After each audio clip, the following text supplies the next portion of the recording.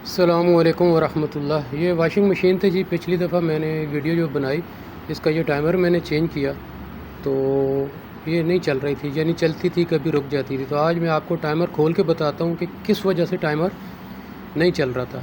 اگر آپ کھول کے احتیاط سے کریں گے تو یہ ٹائمر ٹھیک ہو جائے گا۔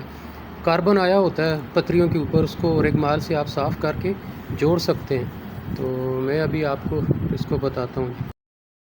اچھا جی، یہ ٹائمر خراب تھا، یہ دیکھیں ٹائمر آپ کو میں بتاتا ہوں مسئلہ کدھر تھا۔ ابھی یہاں اس کے اندر جو پتریاں لگی ہوئی نا، یہ یہاں پہ اس میں اندر مسئلہ تھا۔ میں ابھی آپ کو کھول کے بتاتا ہوں کہ آیا اس میں مسئلہ کیوں تھا اور یہ موٹر کو کیوں نہیں چلا رہا تھا۔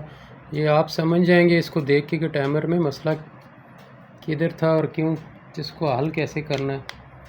تو یہ ابھی اس کو میں کھولتا ہوں، تو صرف آپ کو دکھانے کے لیے اس کو میں کھول رہا ہوں کہ یہ مسئلہ تھا، صرف اتنا چھوٹا سا مسئلہ تھا اور جس کی وجہ سے یہ نہیں چل رہا تھا۔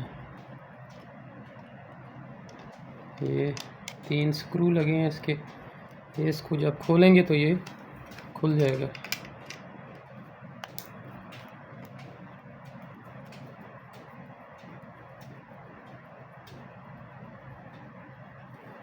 یہ بعض اوقات موٹر چلاتا تھا، بعض اوقات موٹر پھنس جاتی تھی، یہ سارا یہی مسئلہ ہے۔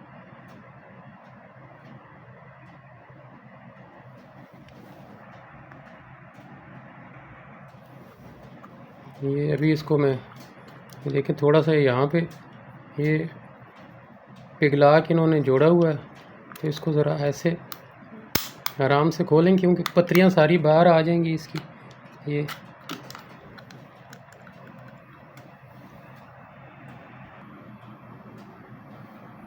یہ جی ٹائمر کھل گیا، یہ آپ پتریاں دیکھ سکتے ہیں، یہ ساری اس کی یہ کنیکٹ ہوتی ہیں جب چلتے ہیں۔ تو یہاں دیکھیں یہ مسئلہ تھا، یہ اس ایک کی وجہ سے نا، یہ پوائنٹ دیکھیں سپارک کیے ہوئے ہیں، اس کی وجہ سے زیادہ، اس کی وجہ سے یہ آپ کو میں قریب دکھا دیتا ہوں۔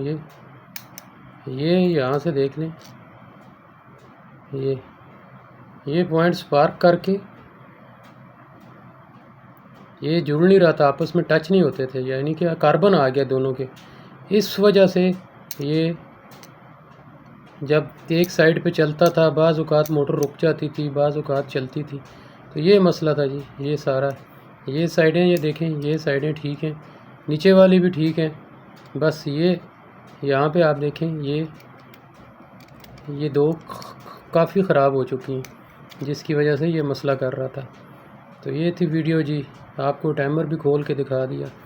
ویڈیو کو لائک بھی کریں، شیئر بھی کر دیں اور چینل کو جو ہے سبسکرائب ضرور کریں۔ السلام علیکم۔